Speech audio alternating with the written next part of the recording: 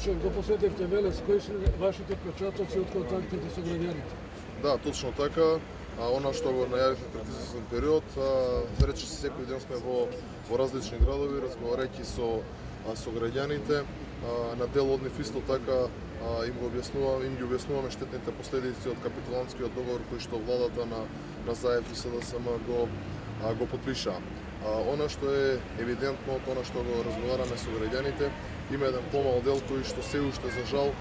не се воопшто запознати или во многу мал обем се запознати со текстот на истиот, меѓутоа она што може да се забележи кај најголемиот дел од нив е дека воопшто не се согласуваат да прифатат едно вакво капитулантско дело кое што всушност значи не само бришење на името на државата, но исто така бришење на идентитетот, на јазикот, на се она што е македонско и со кое што векови на наши претходници се борели и се залагале. Вечера имате состанок со потесното раководство на партијата. Која ќе биде темата на разговор? Точно така, ќе имаме состанок во Општинскиот комитет на ВМРО-ДПМН овде во Велес. Нема да биде потесен, ќе биде отворен за целото членство и симпатизери кои што сакаат да присуствуваат на состанокот. Покрај актуелната политичка ситуација, нормално дека ќе разговараме и за внатре партиските теми. Продолжувате ли понатаму со протестните маршови из Македонија? Да, планираме уште најмалку еден протестен марш кој што ќе се одржи следната недела и кој што во наредниве ден или два исто така ќе биде објавено и локацијата и времето на тој настан. Беше најавена академска председател од Министерството ќе биде вечера тука во Велес, а вие сте тука што е точно за него? Предпоставувам дека станува збор за некоја шпекулација или недоразбирање, не било најавено и планирано присуство на председателот Мицуковски барем не за вечера во Велес. Со оглед на неговата агенда и посетите кои што го врши по градовите, сметам дека во наредниот период од не повеќе можеби месец и пол исто така ќе го посети и Велес. Дали освен протестните маршови до денот на одржувањето на референдумот, партијата планира да направи граѓански свети, како што ќе разговара со граѓаните, може би ќе отвори прашање или ќе ги соопшти своите ставови зошто ја донесе одлуката за да го бойкотира референдумот. Партијата не донела став да го бойкотира референдумот. Партијата се реши за најдемократското и најслободумниот начин на изразување на граѓаните, каде што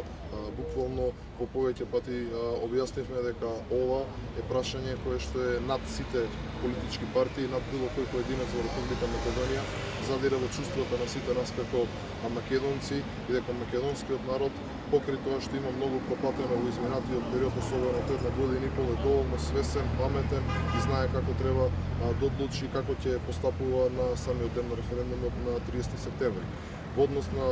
првиот дел од вашето прашање, всушност и ова денеска во Велес што го направивме е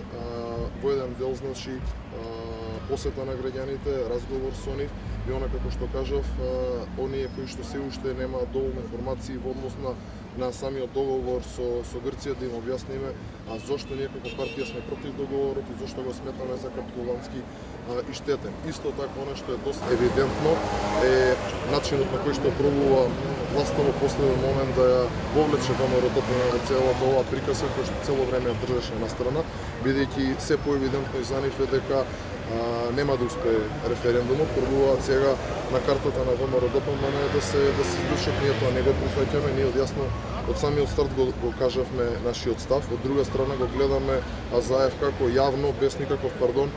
нуди и повикува на подкуп, зашто и поднесовме кривична пријава и бараме од обвинителството да постапува во однос на истото, а ако одиме по еден следствен тек на настаните, се погласни сте и шпекулациите дека СДСМ е спремна да се дрзне и на фалсификат на самиот референдум, зашто се надам дека граѓаните нема да го дозволат истото и ние исто како политичка партија, значи ќе застанеме на правата страна и нема да дозволиме било какво внесување понатамошно на државата.